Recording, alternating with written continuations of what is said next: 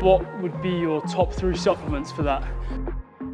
I always think it's nice to tag onto a lower session for some reason, like Height, height, height.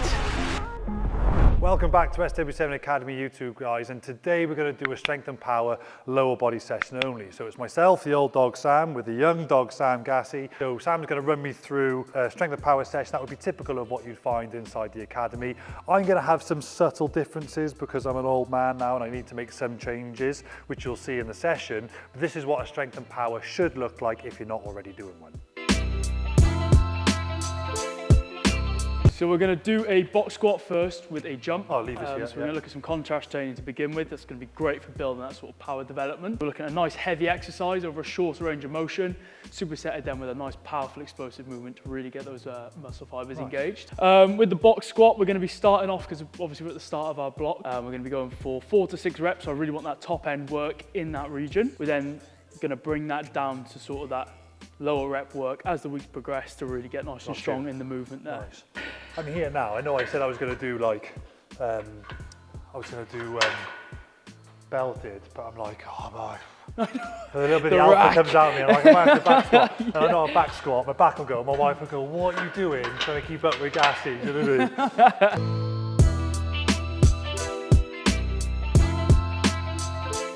We're just setting up the box squat now. Typically you want this at about 90 degrees. The really cool thing about the box squat is that you don't sit as deep as a normal squat, so you can really overload the movement. So we're looking for it to be a little bit heavier than a normal back squat to really get some weight on.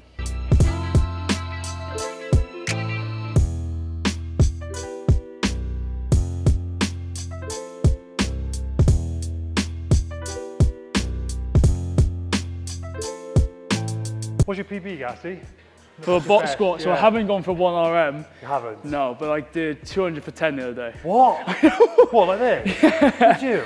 Yeah. Was that here or somewhere else? No, I did it up at the other gym. But, Jeez.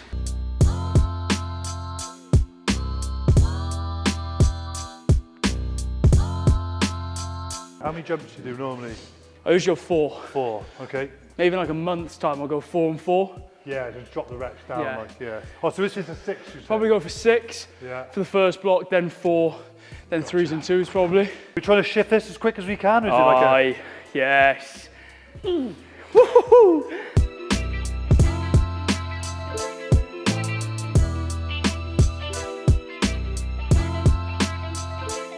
So the jumps, looking at as quick ground contact as possible, really looking at that quick.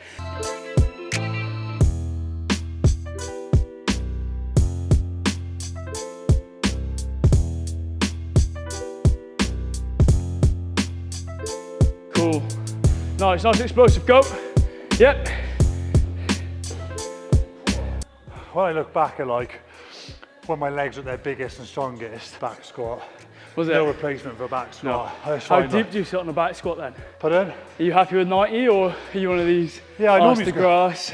No, not as the grass. No. Like, the reason is, my brother's a physio and he was telling me about this, and everyone's different. So like, I guess you can catch this more as I go down, but sorry, cameraman's called Morgan. When you go down, if you watch my ass, it'll eventually tuck in at some point. Yeah, so the butt wink. So my brother's always like, he's obviously physio at rugby level. He's like, ideally, you individually profile someone. So when they're doing strength, just before they get that butt wink, when it curves in, you stop. And that's the strength range that you develop in. But it's also very important to be able to be strong in deep positions. Yeah. But then just do that for lighter loads. So you don't have to be a back squat to get it deep. You could do like a really deep belted squat. Yeah. Deep leg press. So you're getting some strength in that real deep ranges. But he's just like, from a sporting injury prevention perspective, that's why like what you've done here, adding a plate kind of stops you getting that butt wink with a heavy load, which then people then ping, lower back kind of goes. So it's a nice way to prevent you from getting into that. I just think if you're asked to grasp with 200, somewhere down the line it's going to catch you out. Maybe not now when you're young, but it will get you eventually. So I think being disciplined and moderating the range, like you said, be strong in that shorter range of motion. If you get that balance right, you can do full range, but do it lighter. Yeah. Do heavy, slightly above. I think that's a nice mix of both, do you know what I mean?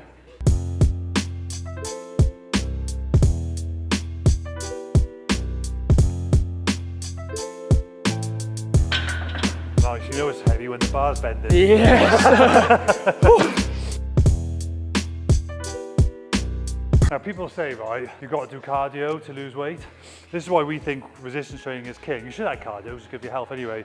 Mate, if you had a heart rate monitor on now, your heart rate will be at around 150, which is 140, which is where it can be when you're doing hard running. So the myth of you have to run to lose weight, not necessarily. That's why I'm like, weight is king. Because one, you're going to increase your musculature, your posture, balance, the way you feel, functionally the way you move is going to be better, and you're going to obviously expend calories because your heart rate gets ticking as well. So weight is king, but obviously supplement it with a bit of cardio as well. I'm a massive fan of focusing when you're in the gym on strength, and you can worry about the weight and that side of stuff with nutrition afterwards. Control your weight, get nice and strong in the gym, but don't use cardio to lose weight.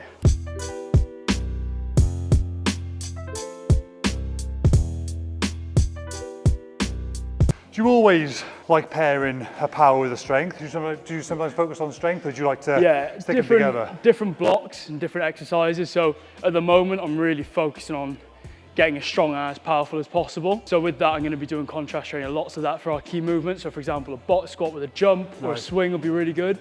A press with some form of throw, whether that's at the floor, at the wall, or a plyo push-up, that's going to be really beneficial for just hitting both muscle fibers there. You've got your nice strong stuff, and you've also got your fast twitch stuff, which is going to be really good for that. What rest would you advise younger viewers to take when doing this? Good 3 to 5 minutes, anywhere within that region. Obviously, don't go into a set blowing. So for me now, I'm just having a minute just to recover. So I was blowing after the last set. 3 minutes to 5 is going to be great for just allowing that sort of ATP to recover, making sure that you're getting as much out of each set as possible. Well, that's a good point for you, younger fella. It's not like how quick you can cram in work. It's much more when you're doing strength and power, quality over quantity. Absolutely. It's up to you, mate. What was that? Was that 190? 190. 200.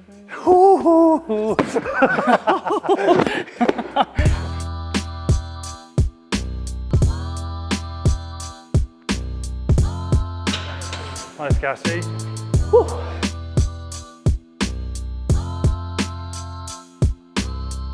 Height. Here's a question for you then. So training for strength and power, what would be your top 3 supplements for that? Oh, sorry. Number 1, Banker did a post that's with creatine. So well researched. Just guarantee it works. Creatine would be number 1. AGF1 from PAS. Stands for anabolic growth factor 1. Makes it sound really juicy. It basically helps you utilise your body's own natural testosterone better. So I take AGF1. And then the other one would be, sounds a bit of a boring one, but it would be an immunity support. Yeah?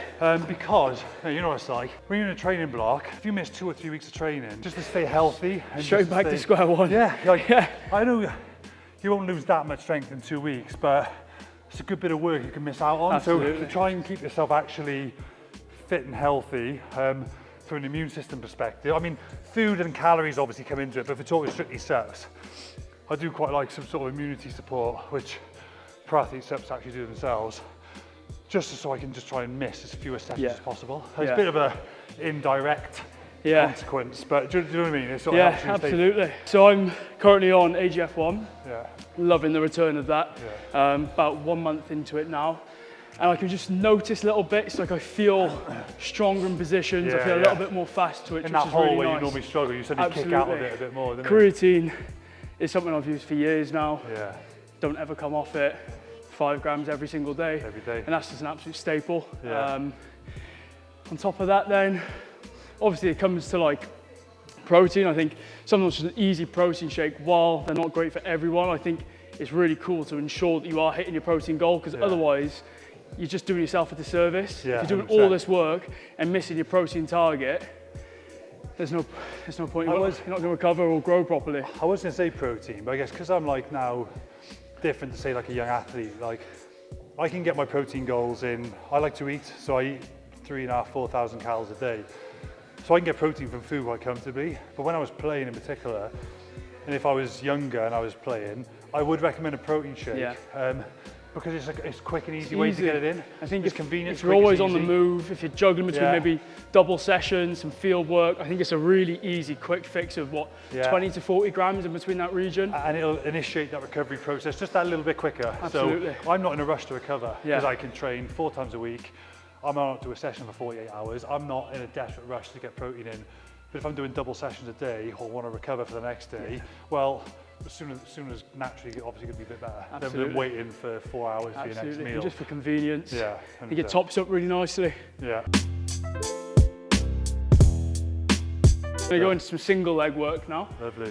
So we're going to load up a single leg press. Nice. The idea with this, read around some interesting studies, you want to try and hit around 1.5 times your body weight on a single leg, either press or Bulgarian or something like that. Just because when you're sprinting at top end, that's the amount of force you're putting through each leg per stride. Awesome. So we're going to again be between that sort of 4 to 8 rep range. Nice. And we're just going to try and load that to 1.5 times the body weight.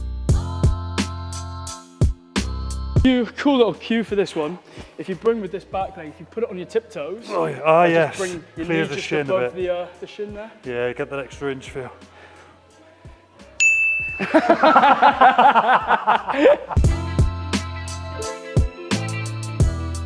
Combining a double leg with a single leg. I trained with a bodybuilder mate once, and I said, let's do some Bulgarians, right?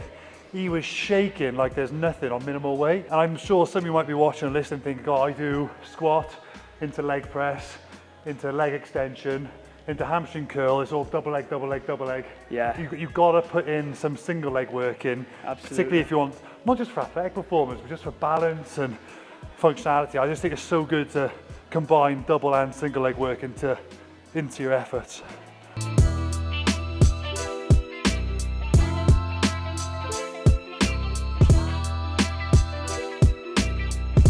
So with this one, we're just going to look at doing 3 sets. So we're really looking at quality on each leg, 4 to 6 reps on each one, and you'll be golden.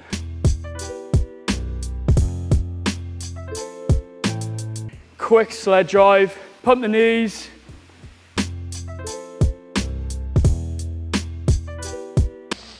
So I'm going to do a dumbbell RDL. The reason is I'm a little bit older. If you've obviously got a barbell, you've got to clear your knees, you've got to go a bit further forward. With a dumbbell, because they can stay to the side, you don't have as much forward lean. Just a little bit friendly on the lower back, so I tend to do slightly different variations to Gassy, who's younger and fitter than me. So I'm going to do a dumbbell variation, Gassy will do a barbell.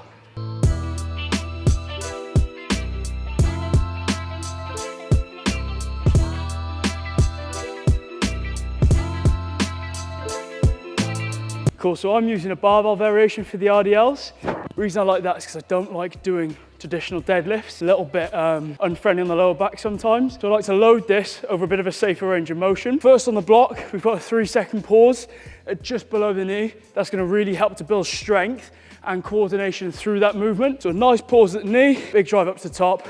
I find that's a really nice hinge pattern that's a little bit more safe on the lower back. Chest is coming parallel to the floor, locking it in. Big drive up to top. So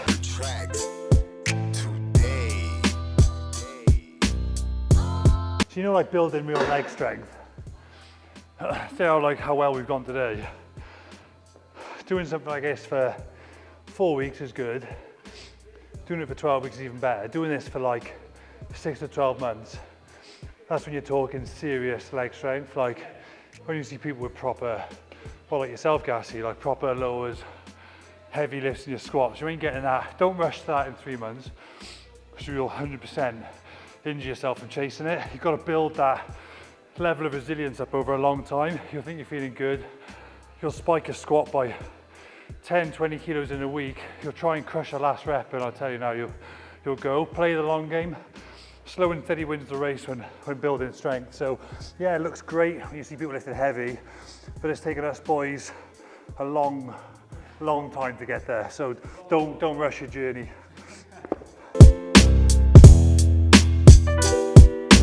Purchase your tracks today. I think lifters make much of a difference to a lower body session. I think if you're wearing what you've got, what I've got, like you've got a good alternative, I think people who are wearing like your spongy running shoes, like yeah, you might lose some force into the ground because they're spongy, but it's more the instability I find as well of a running shoe. Whereas these, like, you're not going to go left and right. And the last thing you want is your ankle to go sideways in a trainer when you've got some loads. I think that's what it's more, they're better for. It shouldn't be more than, not going to give you 10 kilos in a squat, but just to keeping your foot safe and strong. I massively notice when I don't have my lifters. I don't like squatting without them just because I've used them for so many years now, but I don't like not having that stability, and I really notice it now if I don't wear them. If I go runners now, when I'm doing squats, I hate it. I feel like actually, I actually just point blank won't do it. Maybe like a leg press or something if I've forgotten them and I'm somewhere in a commercial gym somewhere, but a good alternative I find, it's quite a popular question actually, because lifters are like 100 quid sometimes plus. If you can't do that, the next best I would say would be like a Van or Converse. Because they're just flat, firm. Just a flat sole. They're not like, you don't really go left and right too much, so they're quite strong canvas. So when you do them up quite tight and they're flat, your foot doesn't get absorbed into the ground, they're quite a good alternative. So if I haven't got them, the only thing you've got to be careful is because they're flat sole. So you'll see these lifters here, they go up at the back and they go shallow at the front. So you don't require as much ankle flexion on a squat, for example. If you've got a Van, which is flat, and you're used to wearing these, you'll notice you'll need more ankle flexion to get to the same depth. So make sure that's why like you can program boring things like ankle mobility. I got good ankle mobility, so I can wear both and it doesn't bother me. But if you've got limited ankle mobility and you wear a Van, you might notice it's a little bit harder to do some of your traditional lower body lifts.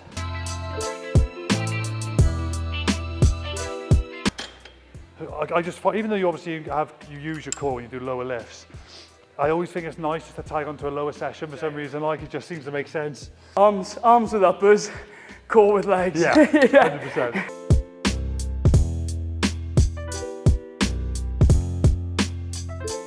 People program Palov, this is called a Palov press, and they'll do it like this.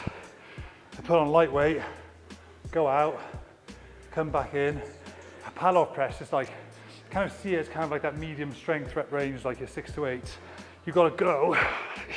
If you're not fighting to hold it out, you're not going to really get that strength recruitment that you want. So try and load it up where you can keep form, but 6 reps have got to be hard. I think people get in the habit of core and they think, oh, I'm going to do high reps, I'm burning fat, which isn't true. I'm doing high reps, I'm going to burn fat, I'm going to build abs. I'm going to do like 20 reps like this. Now, still try and develop good core strength. This called core strength for a reason. Get to that 6 rep range and make it heavy, and it'll transform your Palov press.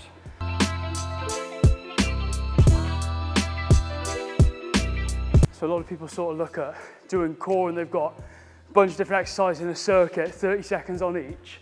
Why is an exercise like a Palov press going to be so good for some game-specific sports? Why would that be? Well, if you're doing game-specific sport, you need to be able to resist in this anti-rotational movement quite big, heavy loads. Like, you're not getting bumped 20 times. You're going to get one big impact, which is could be in a rugby situation, could be a tackle, for example. You need good max strength to complete that. So people go, I think they kind of go all this really ultra endurance in their core. Yeah, you can do a bit of that, but do some quality strength work with your core. Treat your core like another muscle. You can do mixed methods, do some high rep stuff, but get some lower rep range in there as well. I think it's cool as well because a lot of traditional core exercises you see are all like crunches, leg lifts, things like that. It's really cool to add like an isometric hold in there. That's just going to bulletproof your trunk and your torso. I know it's a massive transfer into sport doing this, big time. When you play, you're holding someone. I've already noticed a massive change in my lifts by adding this on. Nice. I feel so much stronger. Not just like obviously for the pretty muscles, but like actual stability. Big time. I've been doing it for what, about a month since we last spoke? And I'm having some nice transfer from that. That's good. Nice, like that.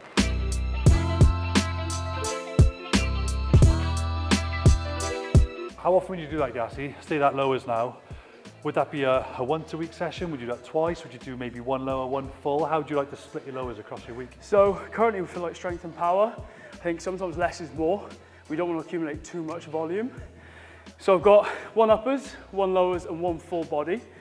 This actual session we'll just do once per week. There'll be some more accessory lower body stuff in a full body session. so we can spread that load out across the week. But what we're really looking for with strength and power work is actually allowing your body to adapt to it, but also the sets that we do for that muscle group should be done at full intensity. I think it's really hard. If you're just flogging a dead horse and you just go in, loads of hamstring sets in a session, those back end sets aren't going to be doing anything.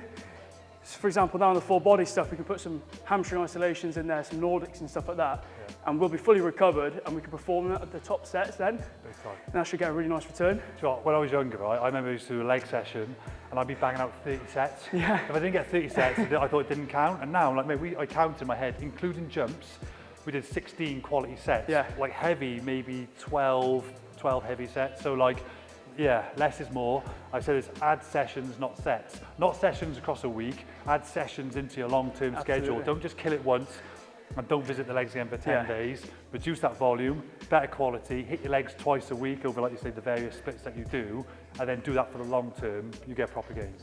Anyway, nice one, Gassy. Right, that's boys done, lower body. Next one, catch us again. We're going to probably do some upper body strength and power. Keep your eyes peeled. See you soon.